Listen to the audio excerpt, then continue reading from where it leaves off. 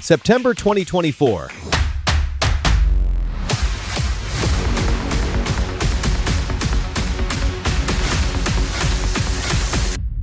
John Florence wins his third world title.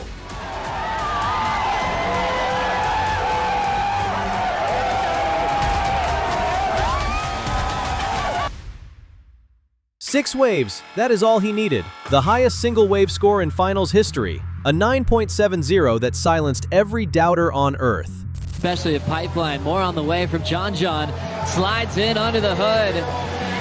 That Jeep yellow jersey, bright yellow through the barrel, and he'll just lay one down. And I'm John Florence from Hawaii.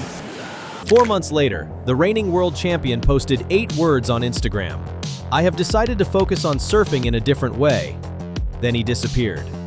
He bought a catamaran and vanished into the Pacific Ocean with his wife, his baby boy, and zero intention of defending his crown. This is the story of how John Florence did not just win surfing, he changed it forever.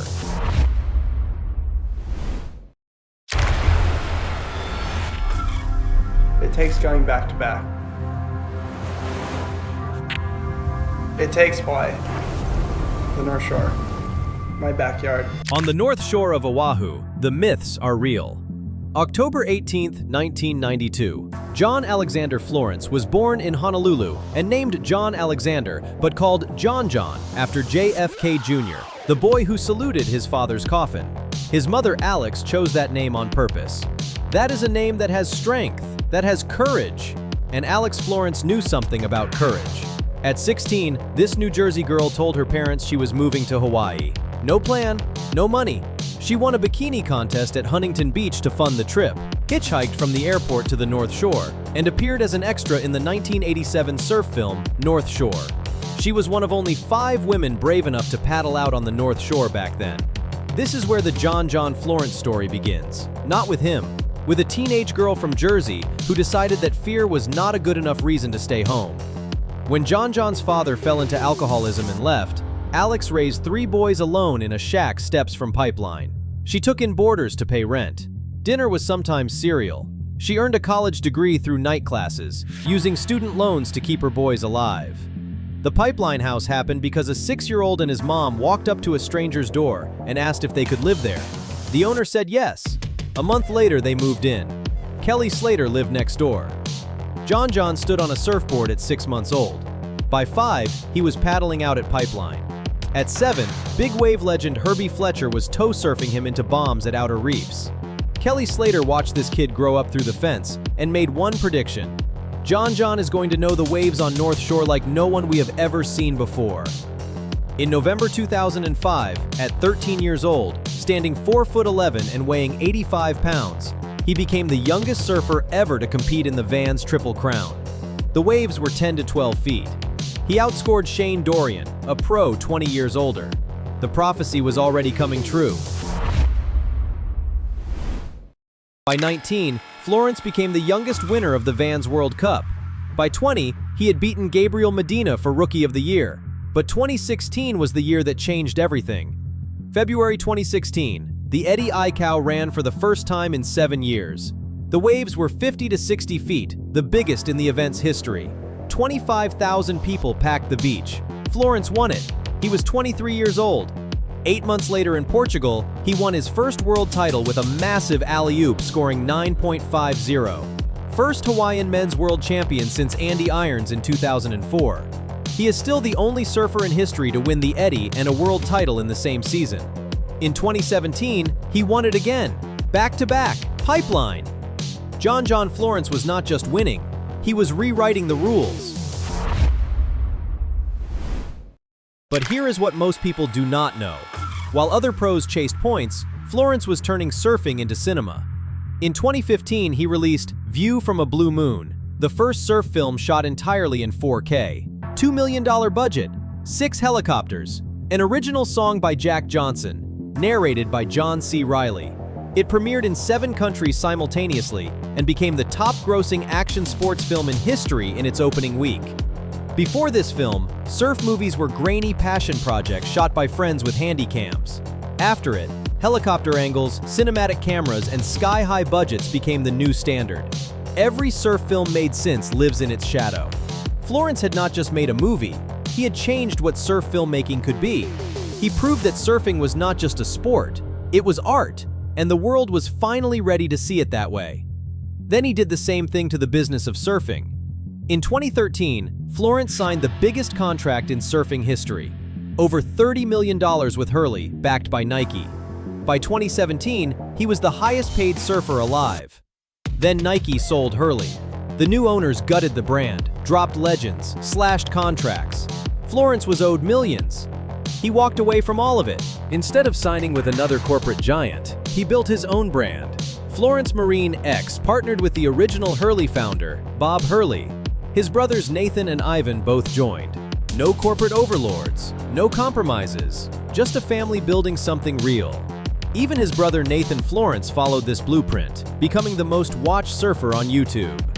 He inspired a wave of surfer-owned brands. Kelly Slater's Outer Known, Dane Reynolds' Former. Florence proved that a world champion does not need to be a human billboard. He can be the billboard. And then his body started breaking down. For 5 years, Florence's knees betrayed him. 2 blown ACLs, a torn MCL, a broken back, endless surgeries, endless rehab. The first ACL went in Brazil in 2019. They cut a piece of his hamstring to build a new ligament. He was supposed to be out for a year. He came back in 5 months, showed up at the Pipe Masters in a knee brace, without having surfed pipeline once since surgery. Beat Kelly Slater.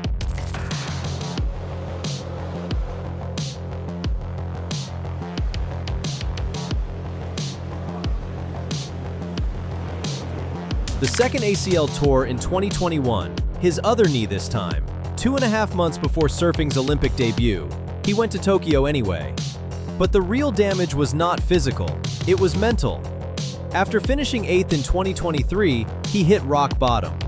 You go to stand up on a wave in a heat, and I do not even know what to do right now. You get so lost in it. I think about quitting all the time, he admitted. Competing is hard. It is selfish. It was so cool. The wave spit so hard. I think it got like 2 or 3 covers even, maybe, that single wave. Like, I don't think I've ever had that before. The pressure after back-to-back titles had been crushing. Everyone wants you to win 3 and 4 and 5. It is really easy to get wrapped up in that outer story that people create around you, rather than trusting the inner story you have within yourself. He started meditating, 20 minutes every morning. Visualization sessions where he did not picture maneuvers, he pictured feelings. I visualize how I feel when I surf my best, this kind of relaxed confidence. Because he had figured something out. The times I have been injured have been when I have been anxious, when I did not want to be there. His body was not failing him, it was talking to him. And while the surfing world waited for him to heal, Florence was quietly looking for an escape hatch, a way to be in the ocean without the pressure. He began building a plan that had nothing to do with winning. In 2024, 7 years after his last title, Florence made a decision. This year, I am 100% committed. In past years, I have been half in, half out. When you are half in, half out, losing feels more scary. He won El Salvador, finished second at Margaret River, entered the WSL Finals as the #1 seed. September 6th, 2024. Lower Trestles, the final against Italo Ferreira. Florence rode 6 waves total across both title matches. His signature layback scored a 9.70, the highest single wave score in finals history. Italo threw everything at him. It was not enough. When the score flashed, Florence threw both fists in the air, the hardest celebration of his life.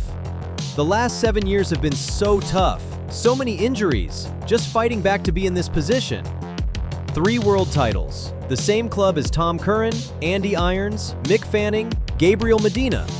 And then he did the most John Florence thing possible. He stepped back. In December 2022, Florence married Lauren Cribb at Waimea Valley in torrential rain. In May 2024, they welcomed their son Darwin, named after Charles Darwin. He bought his childhood pipeline home and gave it to his mother, the same house a scared kid and his single mom had knocked on the door of 25 years earlier. Then he bought a catamaran named Vela and did what no reigning world champion has ever done. He left. But here is the thing most people miss. Florence did not buy that boat after winning his third title. He bought it years earlier, around 2018, right when his knees first started failing him. While he could not surf, he learned to sail. The ocean gave him a different way in. Vela was not an impulse. It was a plan he had been building for half a decade. He did not just sail, he documented it.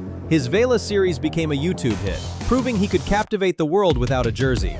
He had already sailed it from Hawaii to Fiji, over 3,000 miles, crossed to the Line Islands with the Nature Conservancy, searching for waves that exist on no forecast. He had sailed through storms, through calms, through open water that stretched to every horizon. Now he was taking his family around the world. I want to create the time to explore, find new waves, and draw different lines. The surfing world expected him back for 2026, the 50th anniversary season. He confirmed it in November. 2 months later, he changed his mind. We have decided to continue in 2026 with the goal of hopefully making a full lap of the world. Not retirement, not defeat, just a man who finally understood what winning actually looks like. When it first happens, you feel elated. You are like, this is it. And then you wake up the next morning and everything is the same. Everything is just happening again. It is restarting. The best version of surfing is not competing. It is just perfect. You are perfectly present. John Florence changed what a surf film looks like, changed what a surf contract looks like, changed what a world champion looks like, and then he changed what walking away looks like. The kid who grew up barefoot at Pipeline, who was told he would be the greatest before he could drive, who won 3 world titles through 7 years of shattered knees.